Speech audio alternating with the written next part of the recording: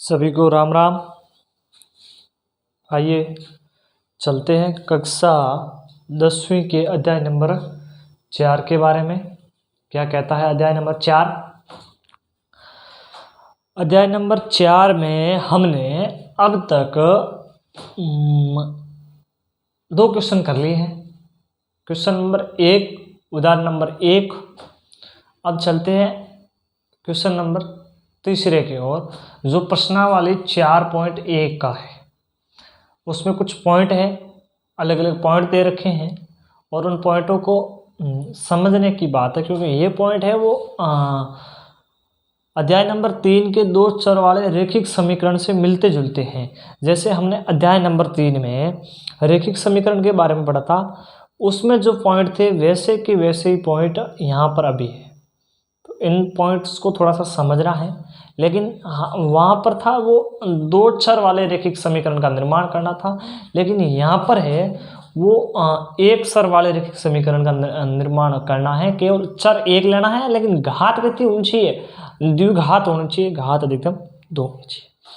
तो देखिए अपना प्रश्न का पॉइंट, प्रथम पॉइंट है वो देखो क्या है। क्वेश्चन नंबर 2 का पॉइंट नंबर 1 है कि एक आयताकार भूखंड का क्षेत्रफल, एक आयताकार भूखंड का क्षेत्रफल 528 मीटर स्क्वायर है।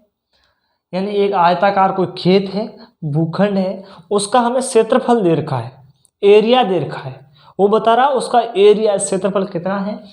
528 मीटर स्क्वायर है। क्षेत्रफल होता है वो वर्ग यानी स्क्वायर के रूप में होता है। सेंटीमीटर स्क्वायर समझ लो, मीटर स्क्वायर समझ लो।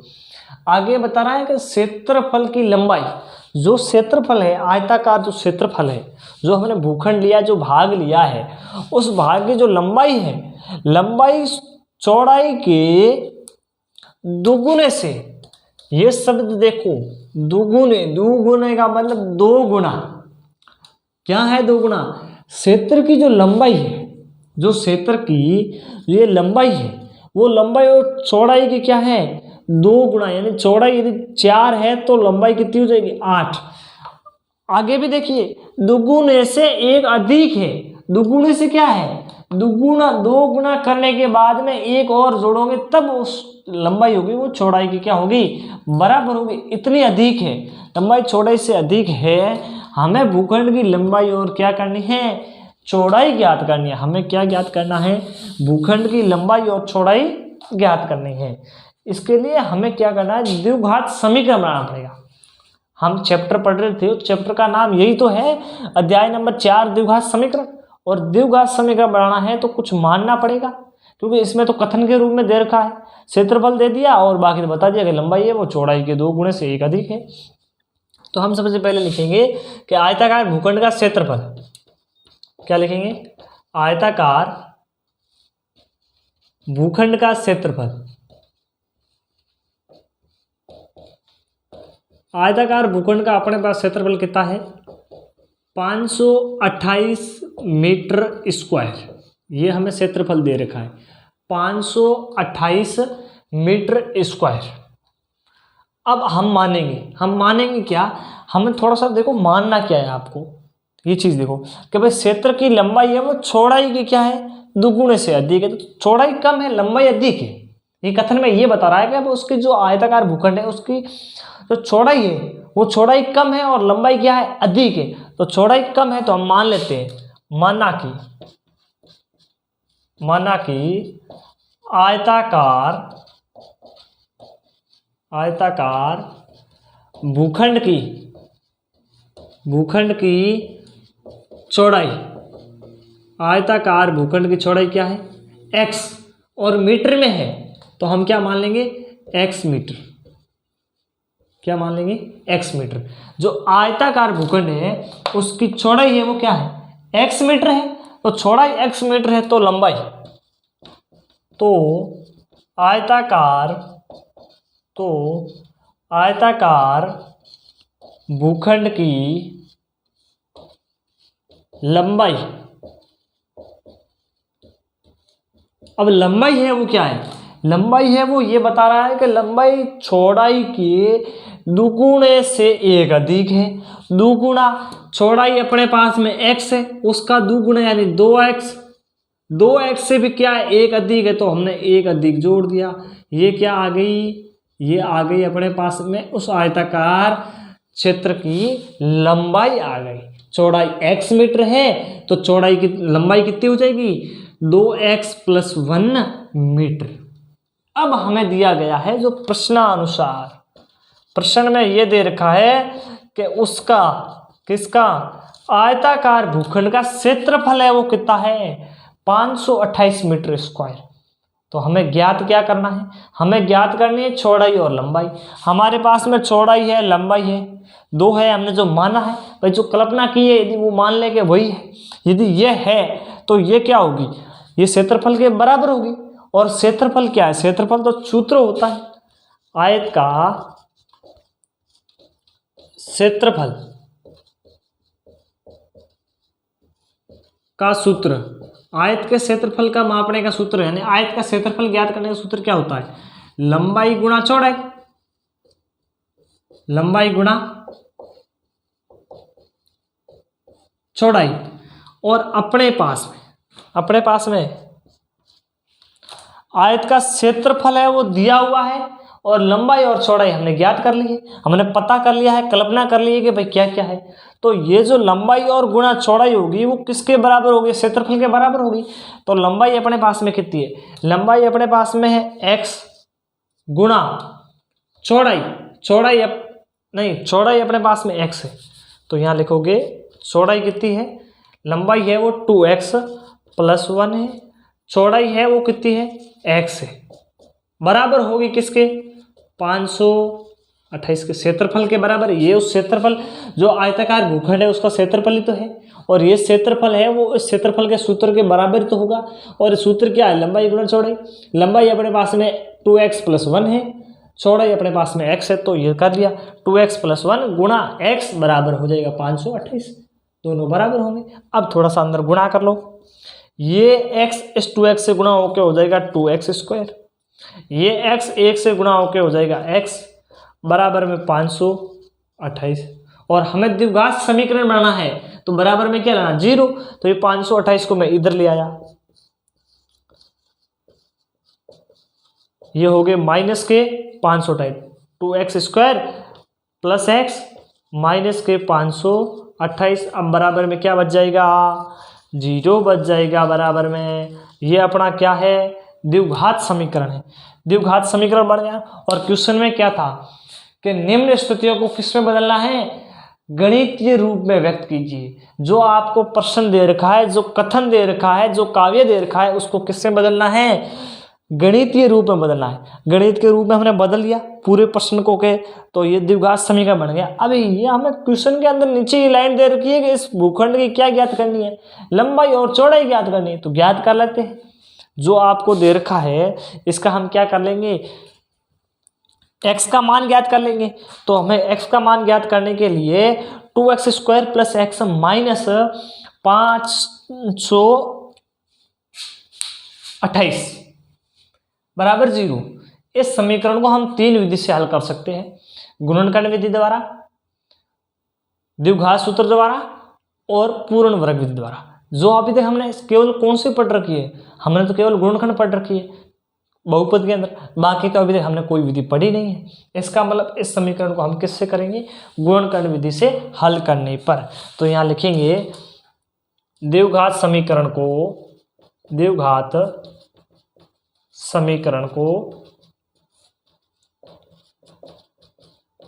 गुणनखंड विधि द्वारा हल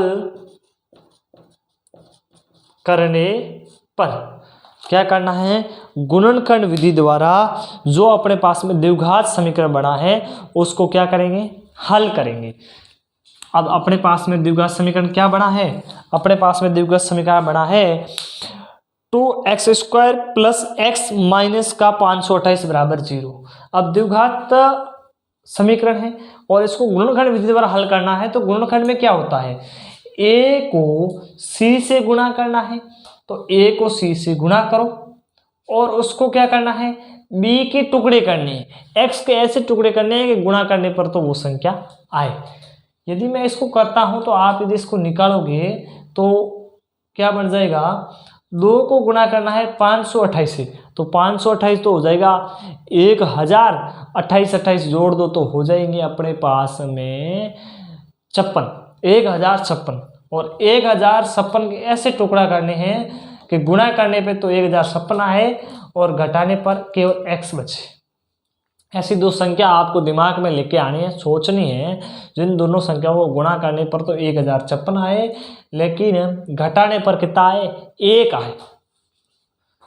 तो ये संख्या अपने पास में हो जाएगी 33 और 32, ये हो जाएगा 2x² प्लस, मैं इस x के टुकड़े कर रहा हूँ, x साथ में ही लेना है, इसका टुकड़े कर रहा हूँ केवल x के, तो हो जाएगा 33x माइनस 32x माइनस के 528 बराबर में उस तरफ क्या बच गया, 0, बराबर में उस तरफ क्या बचेगा अपने पास में, 0। मैंने इसके टुकड़े किए हैं, किसके, केवल x के टुकड़े किए हैं, x कोई रुपा है, यानी 33 में से 32x गए तो पीछे x ही बचा, तो केवल x के टुकड़े किए, लेकिन टुकड़े ऐसे किए हैं, क्या किए कि 2x² को गुणा किससे करना है, 528 से, तब इन दोनों को ही गुणा करो वही संख्या आएगी, इन दोनों गुणा करेंगे तो 1056 आएगा, इन दोनों गुणा करोगे तो भी कितना आएगा, 1056 आएगा, इन दोनों को घटाएंगे तो कितना बचेगा, x बचेगा। तो हमें ये टुकड़े करें। अब यहाँ से कुछ कॉमन ले लो, इन दोनों से तो क्या कॉमन आएगा, केवल x,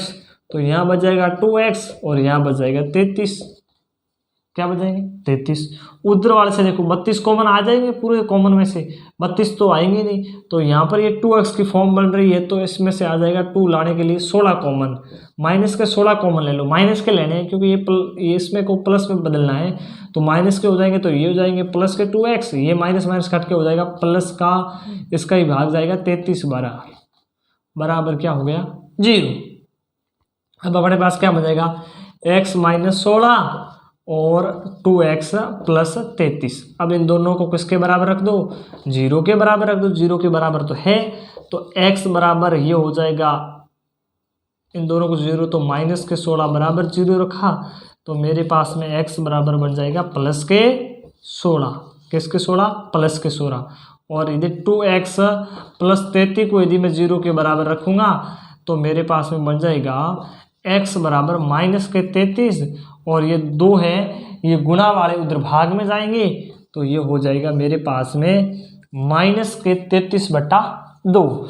अब हम जो बात कर रहे हैं वो किसकी बात कर रहे हैं, आयताकार भूखंड की, और x क्या है, x उसकी चौड़ाई है, तो हमें ये पता होता है भूखंड है, क्षेत्रफल है, चौड़ाई है, तो वो तो कभी माइनस में, तो चौड़ाई कभी हमने देखी नहीं, दूरी को, चौड़ाई को हमने माइनस में नहीं देखी, तो हम लिखेंगे अतः चौड़ाई ऋणात्मक नहीं होती है, चौड़ाई क्या होती है, ऋणात्मक नहीं होती है, इसीलिए क्या हो जाएगा, x बराबर 16, यानी x का मान कितना आएगा, 16 आएगा, क्योंकि x का मान एक तो 16 आ रहा है, दूसरा आ रहा है माइनस का 33/2, ये माइनस में, और चौड़ाई और लंबाई तो कभी माइनस में होगी नहीं, वो सारी पॉजिटिव होती है, तो ये चौड़ाई ऋणात्मक होती नहीं है, इसीलिए x बराबर 16 होगा। जब x क्या है, x उस भूखंड की हमने क्या मानता है, x मीटर क्या है, भूखंड की लंबाई, चौड़ाई, तो भूखंड की यहाँ लिखोगे भूखंड की चौड़ाई अपने पास में कितनी हो जाएगी, x का मान 16, तो 16 मीटर हो जाएगा, क्या हो जाएगा 16 मीटर। और क्या ज्ञात करना है, भूखंड की लंबाई, ये अपने पास चौड़ाई तो 16 मीटर आ गई, लेकिन भूखंड की लंबाई कितनी है, और लंबाई अपने पास में थी, वो थी 2 गुणा x प्लस 1, 2 गुणा x का मान 16 प्लस 1, जो आ जाएगी 2 गुणा 16 32 और 1 33, वो आ जाएगी 33 मीटर, क्या आ जाएगी 33 मीटर। यही हमें 2 ज्ञात करना था। क्या ज्ञात करना था, एक तो ज्ञात करना था भूखंड की लंबाई, दूसरी ज्ञात करनी थी चौड़ाई। तो अपने पास में लंबाई है वो अपने पास में आ गई है 33 और चौड़ाई है वो अपने पास में कितनी आ गई है 16 मीटर आ गई है। तो हमें दिए गए क्वेश्चन में दो चीज़ ज्ञात करनी थी, दोनों चीज़ हमने ज्ञात कर ली है, एक लंबाई थी एक चौड़ाई थी। केवल क्वेश्चन में तो हमें इतना ही पूछ रखा था, क्या पूछ रखा था कि गणितीय रूप में बदलो, लेकिन हमने गणितीय रूप में बदलते हुए हमने क्या कर दिया, गुणनखंड विधि द्वारा इस पूरे प्रश्न को क्या कर दिया, सोल्व कर दिया। तो आइए अब चलते हैं इसका क्वेश्चन नंबर 2 का पॉइंट नंबर नेक्स्ट, इसी का ही दूसरा पॉइंट है उसको समझ। आइए चलते हैं पॉइंट नंबर 2 की ओर। दूसरा पॉइंट अपना है जो ये है क्वेश्चन नंबर दूसरे का ही दूसरा पॉइंट है, उसी का ही अगला स्टेप है कि दो क्रमागत धनात्मक पूर्णांकों का गुणनफल क्या दे रखा है, हमें गुणनफल दे रखा है वो 306 है और हमें पूर्णांक को ज्ञात करना, वो कौन कौन सी दो संख्या है, पूर्णांक है जो कौन सी दो पूर्णांक संख्या है। और उससे आगे क्या दे रखा है, एक चीज और दे रखी है, गुणनफल के अलावा क्रमागत शब्द। क्रमागत का मतलब होता है लाइन वाले, उसके बाद जैसे क्रमागत 3 के बाद 4 आ रहा है तो ये उसका क्रम है कि 3 के बाद 4 ही आएगा, तो 3 और 4, 7 के बाद 8 आ रहा है तो 7 और 8, 11 के बाद 12 आ रहा है तो 11 12, तो वो क्रमागत पूर्णांक हो गए, क्रम के इसके बाद वाले संख्या। तो क्रमागत दो पूर्णांकों को क्या दिया हुआ है, गुणनफल। गुणनफल का मतलब गुणा करने पर, ऐसे दो पूर्णांक है जिनको गुणा करने पर कितना आता है 306 आता है। और दो ही पूर्णांक है वो क्रमागत है, एक दूसरे के बाद वाले हैं, तो उन पूर्णांक ज्ञात करो वो कौन कौन से दो पूर्णांक हैं जिनको गुणा करने पर 306 आते हैं। तो आइए हम करते हैं ज्ञात। सबसे पहले क्या लिखेंगे, क्रमागत दो क्रमागत पूर्णांकों का गुणनफल, क्रमागत पूर्णांकों का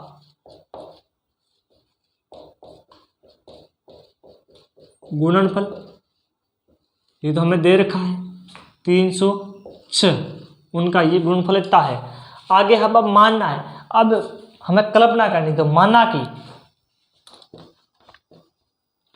कि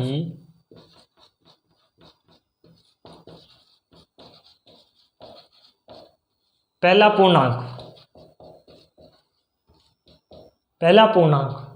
प्रथम क्या मान लेते हैं, x, यानी पहला पूर्णांक है वो क्या है, x है।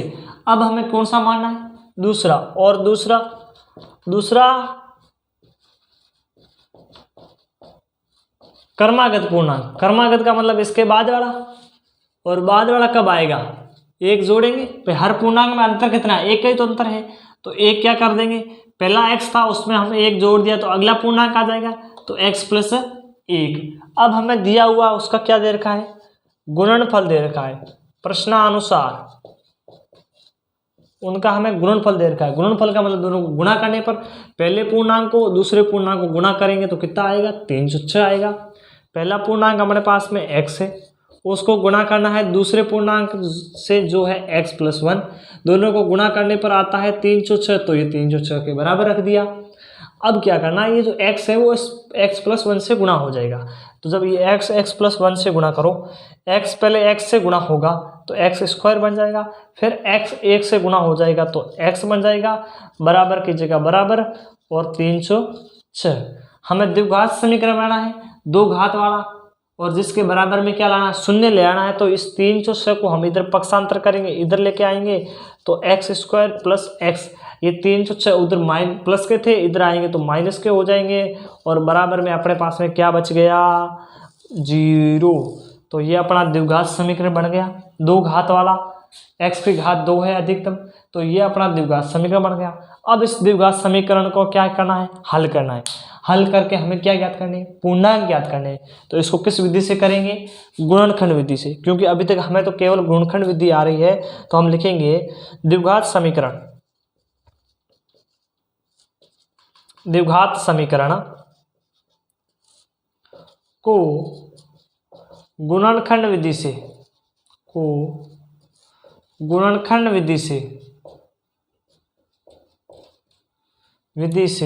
हल करने पर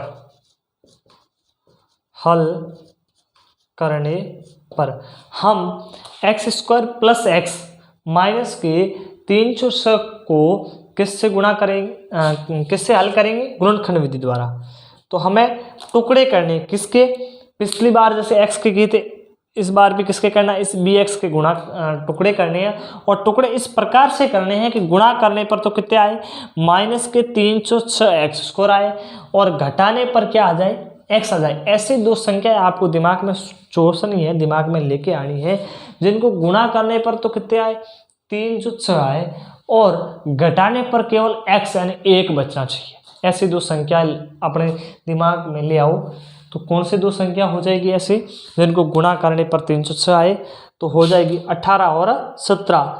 तो ये हो जाएगा x² plus 18x minus 17x। केवल हमने इस x के टुकड़े किए, x को क्या लिखा, 18x माइनस 17x, 18 में से 17 गए, पीछे x बचा, वही रूप, माइनस के 306 बराबर 0। अगला पद वैसा का वैसा ही है, माइनस के 306 बराबर 0। अब इस रूप को इधर लिख लेते हैं। अब कर लो टुकड़े अलग अलग कर लो। इससे यहाँ से यदि मैं कॉमन लूँ तो मेरे पास में x कॉमन आ जाएगा पहले पद से।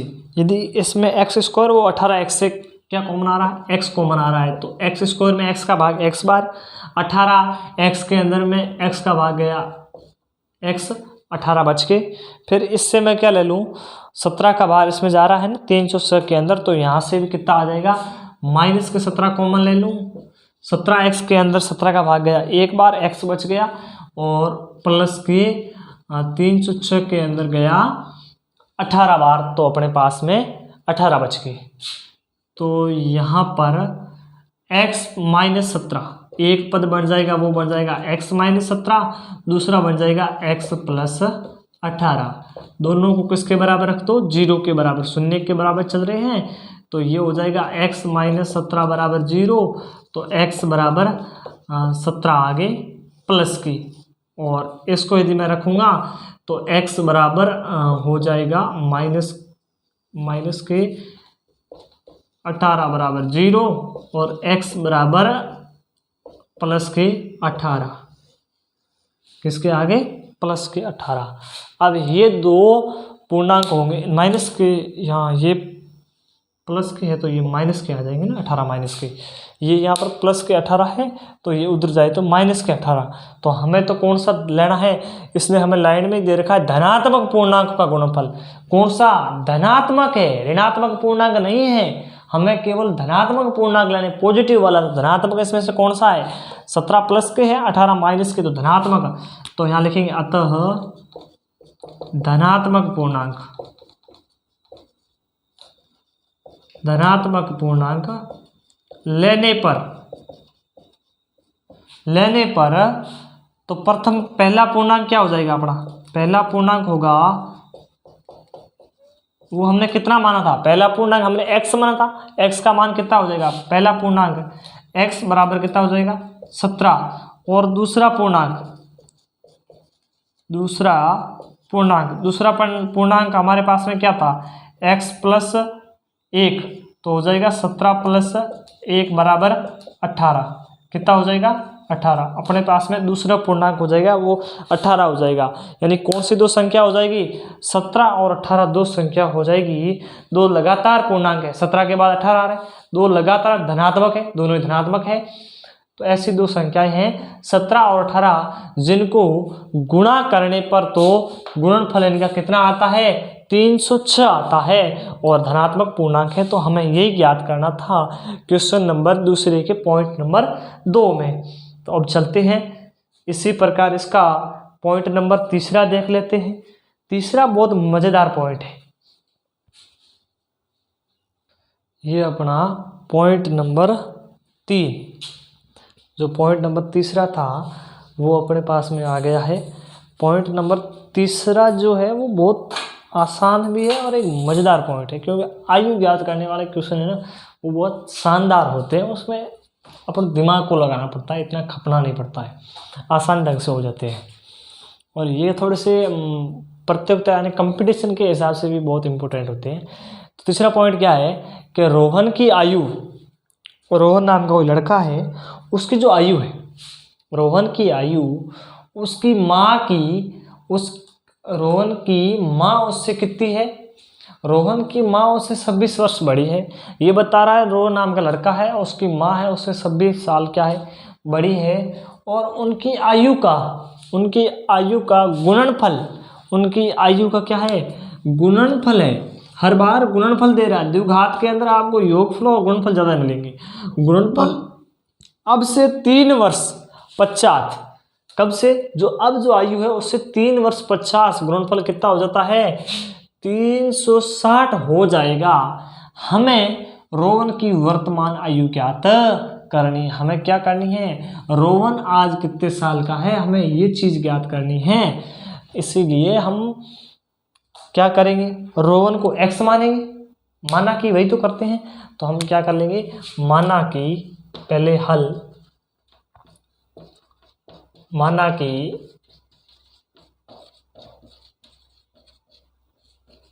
रोहन की वर्तमान आयु, माना कि रोहन की वर्तमान आयु कितनी मान ले x वर्ष। रोहन है वो वर्तमान कितने वर्ष का है x वर्ष का है, उसकी जो आज आयु है वो x वर्ष है, हमने ये माना है। तो उसकी माँ की आयु, तो उसकी माँ की वर्तमान आयु, उसकी माँ क्या बता रहा है, वो बता रहा है उसकी माँ है वो उससे 26 साल बड़ी है।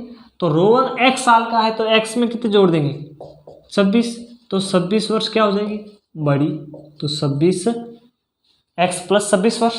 अब ये बता रहा, अब इसने एक कंडीशन दी है, सीधे को सीधा गुणा मत करना का गुणनफल, ये गुणनफल से पहले एक और बता रहा है, वो बता रहा है कि इनका आयु का जो गुणनफल है वो अब से 3 वर्ष 50 है। यानी ये जो आयु का वर्तमान आयु तो क्या है x, और उनकी माँ की x प्लस 26, लेकिन 3 साल बाद में, 3 साल बाद होने के बाद, 3 साल बाद में इनकी आयु का गुणनफल है वो कितना होता है 360 होता है। तो 3 साल इन दोनों में जोड़ना पड़ेगा, तो हम यहाँ लिखेंगे 3 साल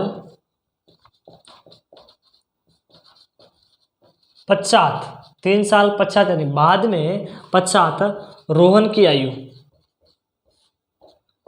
रोहन की आयु 3 साल बाद रोहन की आयु क्या हो जाएगी, अब x है तो 3 साल बाद क्या हो जाएगी x प्लस 3 वर्ष, और उसकी माँ की आयु 3 साल पश्चात रोहन की माँ की आयु,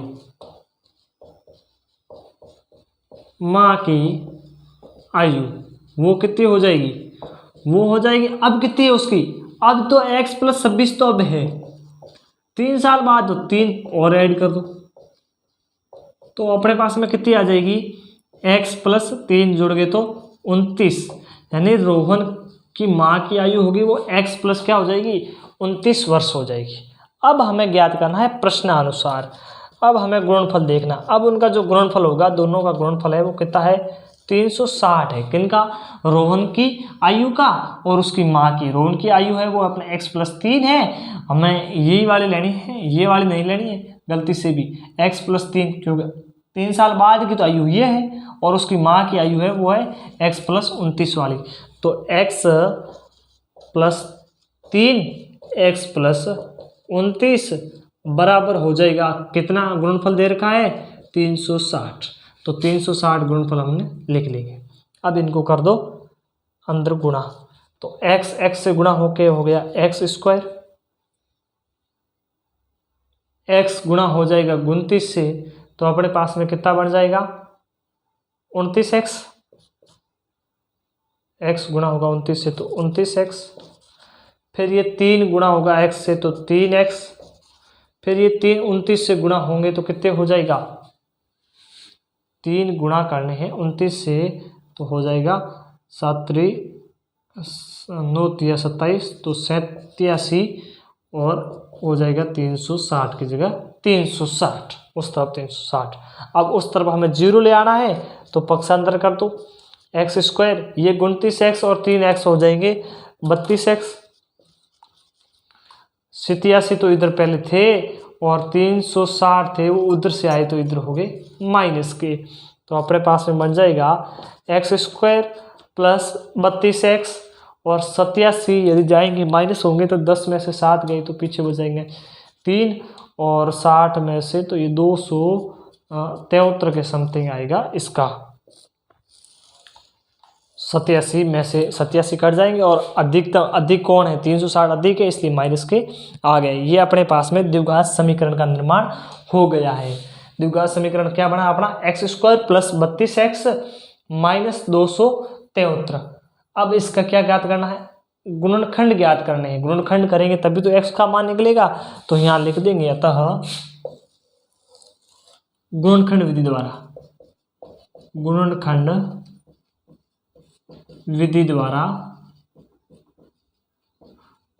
हल ज्ञात करने पर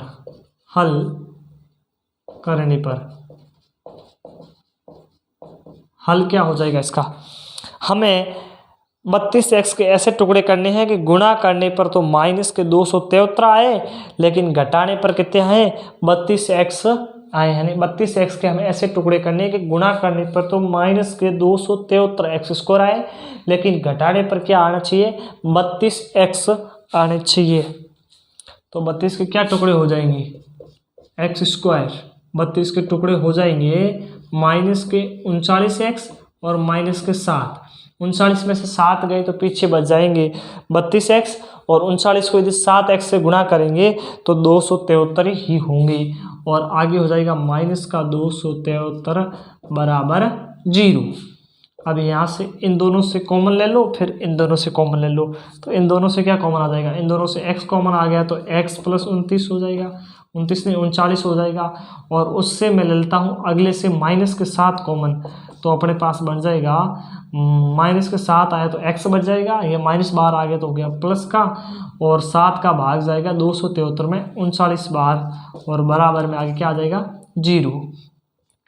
अब क्या पद बन जाएगा x माइनस 7 एक पद बन जाएगा और दूसरा बन जाएगा x प्लस 39 बराबर 0। अब दोनों को 0 के बराबर रख दो तो एक हो जाएगा x बराबर 7 बराबर 0 तो x बराबर कितना आ जाएगा 7 आ जाएगा और दूसरी अपने पास में x प्लस 39 बराबर हो जाएगा 0 तो x बराबर आ जाएगा माइनस के 39। एक x का मान 7 आया है और एक x का मान 39 आया है। अब हमें कौन सा लेना है हमें क्या ज्ञात करनी थी रोहन की आयु ज्ञात करनी थी। आयु है तो आयु तो माइनस में होती नहीं है आयु हमेशा धनात्मक होती है ऋणात्मक होती नहीं है। अब आयु ऋणात्मक नहीं होती है इसका मतलब ये तो x का मान होगा नहीं तो x का मान कौन सा हो जाएगा 7 हो जाएगा। तो अतः रोहन की वर्तमान आयु कितनी हो जाएगी अतः रोहन की वर्तमान आयु कितनी हो जाएगी